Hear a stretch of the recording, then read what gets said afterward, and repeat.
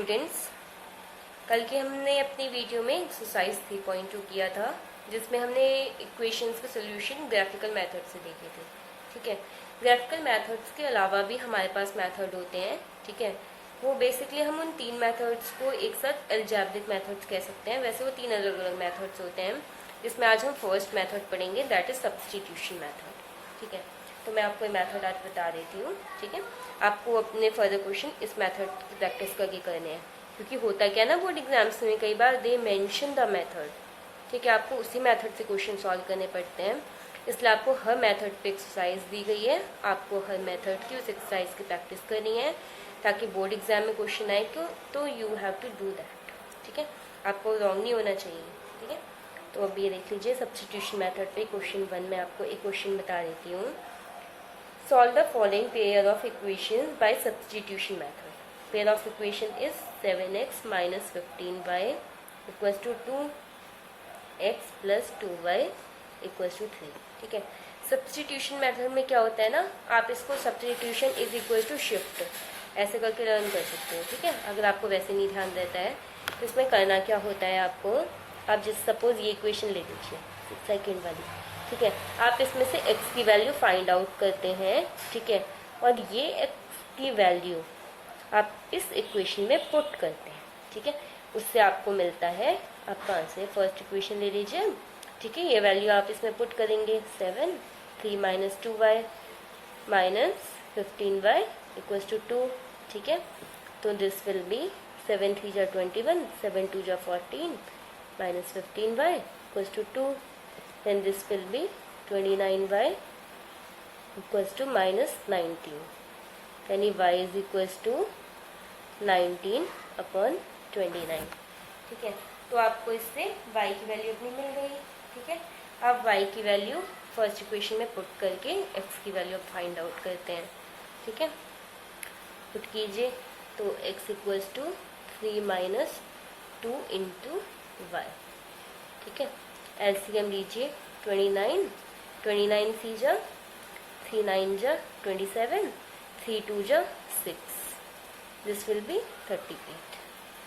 Now this will B 38 में से आप इसे माइनस कर लीजिए, ये जो आपका है ना, तो यू विल गेट 49 अपॉन 29। ठीक है, ये आपकी y की वैल्यू हो गई, ये आपकी x की वैल्यू। देखिए कितना इजी मेथड है ना। तो आपको सब्स्टिट्यूशन मेथड में बेसिकली करना क्या होता है, आपको जो पेयर ऑफ इक्वेशन गिवन होता है उसमें एक इक्वेशन में से आप x या y किसी की वैल्यू फाइंड आउट करते हैं, वो वैल्यू आप फर्स्ट इक्वेशन में डालते हैं। ठीक है, उस इक्वेशन में डाल के आप उस इक्वेशन को ऐसे सॉल्व करते हैं, आपको एक वेरिएबल की वैल्यू मिल जाती है। फिर जो आपने शिफ्टिंग किया था ना, उसमें आप उस वेरिएबल की वैल्यू पुट डाउन करके सेकेंड वेरिएबल की वैल्यू फाइंड आउट कर लेते हैं। ठीक है, ये सब्स्टिट्यूशन मेथड है। ठीक है, मैं इस पर बेस्ड आपको एक तो क्वेश्चन सॉल्व बता देती हूँ। ठीक है, ताकि आपको प्रॉब्लम ना हो क्वेश्चन को करने में। इसमें क्वेश्चन नंबर 2 है हमारा। Equations are like s minus 70 plus 42 equals to 0। ठीक है, and second equation is s minus 3t equals to 6। ठीक है, तो हम सेकेंड से इजी है हमें s की वैल्यू फाइंड आउट करना, तो s is equals to 6 plus 3t। ठीक है, ये वैल्यू आप फर्स्ट में डाल दीजिए, तो 6 plus 3t minus 70 plus 42 equals to 0, then this will be minus 4t equals to minus 48, तो t विल बी, ठीक है, तो t विल बी 4 1 जा 4, 4 2 जा 12, तो t की वैल्यू आप इसमें पुट कीजिए 6 प्लस 3 इंटू 12, तो s विल बी 42। ठीक है, आपने देखिए कितना इजीली फाइंड आउट कर दिया वैल्यूज। और ग्राफ में आप क्या करते थे, इन दोनों इक्वेशन से आप ग्राफ प्लॉट करते थे, उस ग्राफ से आपको अपना आंसर मिलता था। ठीक है, अब आप देखिए इसमें नेक्स्ट क्वेश्चन इस मेथड पे। ठीक है, ये वैसे ना मोस्ट इम्पॉर्टेंट मेथड है ये भी। ठीक है, बहुत इंटरेस्टिंग मेथड भी है। ठीक है, आपको इसके क्वेश्चंस की अच्छे से प्रैक्टिस करनी है। ठीक है, now next is 2x plus 3y equals to 9, 4x plus 6y equals to 18। ठीक है, तो अब फर्स्ट से फाइंड आउट कर लीजिए, दिस इज 4x। ठीक है, तो इसे कर लीजिए। तो 2x equals to 9 minus 3y, x equals to 9 minus 3y upon 2, ठीक है। x की वैल्यू सेकेंड में पुट कीजिए आप, तो it will be 4 9 minus 3y upon 2 plus 6y equals to 18, 2 2 जा 4, ठीक है। तो 2 9 जा 18, 2 3 जा 6 प्लस 6y इक्वल्स टू 18, ठीक है। तो इससे आपको क्या मिल गया, 6y कैंसिल आउट, तो दिस इज 18 इक्वल्स टू 18, ठीक है। ये जो कंडीशन आपको मिली, अगर एग्जाम में ऐसा हो जाए ना तो बिल्कुल भी घबराने की ज़रूरत नहीं है कि आपको वैल्यू फाइंड आउट करनी थी, यहाँ पे LHS इक्वल्स टू RHS जैसा आ गया, ठीक है। आपको क्या समझना है इस चीज़ से, जो मैंने आपको बताए थे ना कि इंटरसेक्टिंग लाइंस, पैरेलल लाइंस और कोइंसिडेंट लाइंस, तो ये इंटरसेक्टिंग लाइंस के अलावा कोई केस है, आपको ये चीज़ समझ में आ गई होगी। अब आप इक्वेशंस को जब ध्यान से देखेंगे आपको पता चलेगा A1 upon A2 equals to B1 upon B2 equals to C1 upon C2, यानी कि here are many solutions of these lines, ठीक है। सो आपको इस टाइप का केस यहाँ पे मिल गया है, ठीक है। तो हम यहाँ पे बहुत सारे सोल्यूशन हम इसकी एवरेज वैल्यू फाइंड नहीं कर सकते, एक यूनिक वैल्यू इसकी हम फाइंड नहीं कर सकते, इसीलिए ये ऐसा केस आ गया है, ठीक है। समझ गए आप लोग। चलिए एक लास्ट क्वेश्चन और मैं आपको उसका बता देती हूँ, ठीक है। That is x plus 2y equals to 4 and 2x plus 4y equals to 12, ठीक है। फर्स्ट से वैल्यू फाइंड कीजिए आप इसमें, then x will be 4 minus 2y, ठीक है।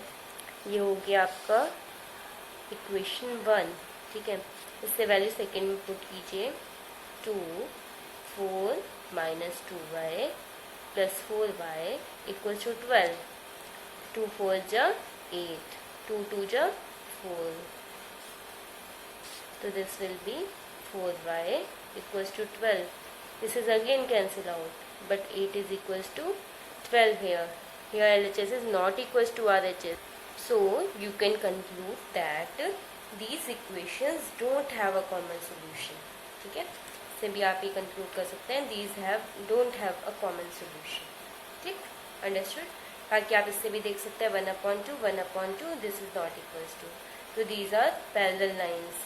Parallel lines means no solution at all, किसी भी केस में आप इन्हें सॉल्व नहीं कर सकते, आप कोई भी कंक्लूजन नहीं निकाल सकते। और यहाँ पे जो केस था इससे पहले वाला, इस केस में क्या था, ये कोइंसिडेंट लाइंस थी, ठीक है। इसमें मैनी सॉल्यूशंस थे, बट हियर इस केस में क्या है, पैरेलल लाइंस है, ठीक है। जब ऐसा है ना तो आप एक बार इक्वेशंस को ध्यान से देखिएगा, या फिर पहले ही आप इक्वेशंस अगर ध्यान से देख लेंगे तो आपको ये सब करना ही नहीं पड़ेगा, ठीक है।